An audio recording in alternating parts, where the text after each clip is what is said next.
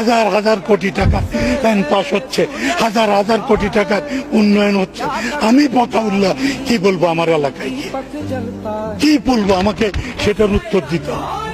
তো সেই কারণে বলছি, আমি প্রধানমন্ত্রী আজকে উনি থাকলে ভালো হতো, ওনাকে বলছি আমি আগামী ডিসেম্বরের মধ্যে যদি এটার কোনো সদ্গতি না দেখি, I will go out from this parliament, আমি চলে যাব। কারণ এইরকম অপমান নেওয়া যায় না। 50,000 লোক ওই রাস্তা দিয়ে ক্রস করে প্রতিদিন, 50,000 লোক আমার মৃত মাকে গালি দেয়। আই উইল নট বিয়ার ইট, একদিনও বিয়ার করব। আপনারা কিরকম সরকার চলছে? মন্ত্রীর কাছে বললাম যে আপনার সমস্ত কাগজপত্র ঢুকে, তো যিনি মন্ত্রী হবেন ওনার বাড়িতে কাজ দিয়ে যাবেন। তো আমরা কিসের জন্য এই পার্লামেন্ট? এই পার্লামেন্টে সেই জন্য বহুতবার বলেছি যে পার্লামেন্টের সদস্যদের মর্যাদাটা আপনি দেখেন। আপনি মন্ত্রী হবেন, আপনার প্রটোকল 5 নম্বর, আর সংসদের এদের প্রটোকল আপনি এই সরকারি কর্মকর্তাদের নিচে দিয়ে দেবেন। What is this? তার মন্ত্রী যারা হবেন খুব ভালো থাকবেন, আর যারা সদস্য থাকবে, will you please permit me, আমি বসতে পারি? জি বসুন।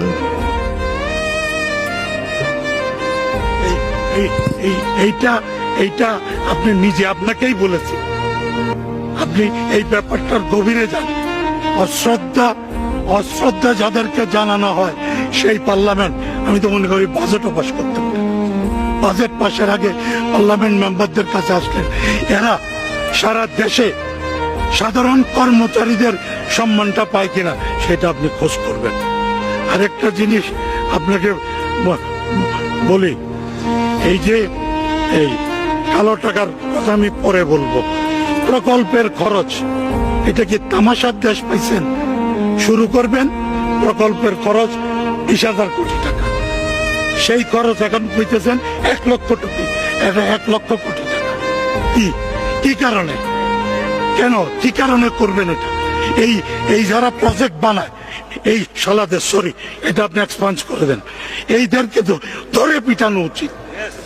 তো তুমি আমার দেশের টাকা নিয়ে তামাশা করো। আপনি 1500 মেগাওয়াট বিদ্যুৎ করবেন মাতার বাড়িতে, কোল ফায়ার, খরচ হলো 33,000 কোটি টাকা।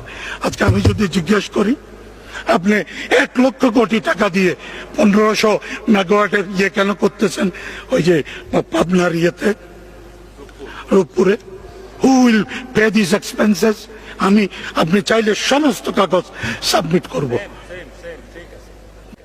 যে এগুলো কেন হচ্ছে। আপনি এক জায়গায় করছেন 33,000 কোটি দিয়ে, ওইখানে আপনি করছেন 1 লক্ষ কোটি টাকা দিয়ে। একটা ব্রিজের কাজ শুরু করে বলেন যে এটা 20,000 কোটি, এখন কত কোটি? মাননীয় স্পিকার, আপনার স্বাধীন চেতা মানববৃত্তি আছে এই পার্লামেন্টে, শুধু জি হুজুর বলার জন্য না, ইভেন ওয়ান ক্যান স্পিক। আমি সেদিন ওই বিএনপির এক নারী সংসদের কথা শুনছিলাম, spirited, that is very good, কিন্তু স্পিরিটের জন্য যেন ওই অতীতটা ভুলে না যান। ওই সেই জন্য উনি বলছেন আমি দাঁড়াইলেই সবাই, না, আপনি দাঁড়াইলেই সবার হইচই না। বিপদটা হলো আমি 26শে মার্চ একদম প্রথম ব্যক্তি আপনার নেতা জিয়াউর রহমানকে আমি বোয়ালখালীর মাটিতে করেছিলাম, রিসিভ করেছিলাম, এবং জিয়াউর রহমান 26 তারিখ পুরো দিন বোয়ালখালী ছিল। এখানে আমার সেক্টর কমান্ডারও আছে, এখানে আমার সিনিয়র রাজনৈতিক নেতাও আছে, সারা দিন বোয়ালখালী। ওনার কাছে বলবো, কেউ যদি প্রমাণ করতে পারে জিয়াউর রহমান 26 তারিখ কর্ণফুলী ক্রস করেছে, তারপরও পার্লামেন্ট থেকে চলে যাব। এই সমস্ত জায়গাগুলোতে মিথ্যাচার করার দরকার। উনি গেছেন, উনি পড়েছেন 27 তারিখ। হ্যাঁ, আরেকটা জিনিস বলি মাননীয় স্পিকার, আপনার কাছে পাঠিয়ে দিচ্ছি, এইটা একটু দেখবেন। আমাদের এলাকায় ওই ইয়ে করেছে, যেটা এরা কি বলে ফ্লাইওভার। আমাদের মন্ত্রী কিরকম মন্ত্রী জানি না, ইজ অ্যান ইঞ্জিনিয়ার। উনি বাধা দিচ্ছেন, কেউ বাধা শোনেন। এই আপনার কাছে কাগজ পাঠাচ্ছি, আজাদি পত্রিকা লিখছে ফ্লাইওভারের উপরেও পানি, নিচেও পানি। এই জন্য কে পয়সা খরচ করছে, কেন পয়সা খরচ করছে? এবং আমি আরেকটা জিনিস বলি আপনাকে, এই যে এই এটা আপনার কাছে, এই যে যেখানে লোককে পাঠায় রোহিঙ্গা নিয়ে একদম প্রথম বলেছিলাম এই পার্লামেন্টে, আপনি শুনেছেন নিশ্চয়। রোহিঙ্গাদের সলিউশন হলো ইয়ের ভিতর, এই আরাকানের ভিতরে সেফ জোন ক্রিয়েট করা। আজকে আমি প্রস্তাব করছি এই পার্লামেন্ট মেম্বারদের উইজডমে যদি আদৌ বিশ্বাস থাকে, let there be a camera session on Rohingya issue right in this parliament.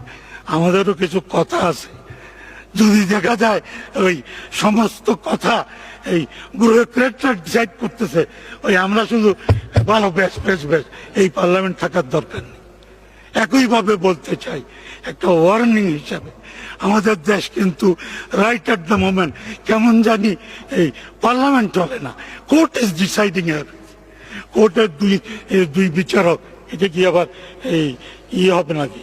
এখানে তো বলতে পারি, ওইটাই পড়া দেখলাম, এই কোর্টের দুই বিচারক রায় দিয়ে দিল, এটা স্যাক্রোসেন্ট।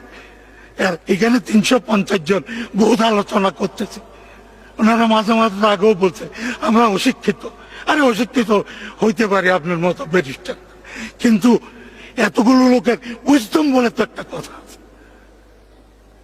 আর ওই এইটা একটু আপনাকে দেখাই, এটা আপনার অতি পরিচিত ইয়ে, এটাকে কি বলে কনস্টিটিউশন। আমি মাননীয় স্পিকার, কথা বলার সমস্যা হচ্ছে, আমি ছেড়ে দিচ্ছি, একটা জায়গা পড়াই আপনাকে। এই সেকশন 2 আর্টিকেল 14, রাষ্ট্রের অন্যতম মৌলিক দায়িত্ব হইবে মেহনতি মানুষকে, কৃষক ও শ্রমিককে, জনগণের অনগ্রসর অংশসমূহকে সকল প্রকার শোষণ হইতে মুক্তিদান করা। এই আলোকে এই বাজেটটা কি হয়েছে, এইটা যেন ভবিষ্যতের বক্তারা বলেন। কোনোদিন না কোনোদিন আপনি স্পিকার সহ আমরা এই প্রশ্নের সম্মুখীন হতে পারি, আমরা কি কনস্টিটিউশন অগ্রাহ্য করছি কিনা। আপনাকে ধন্যবাদ।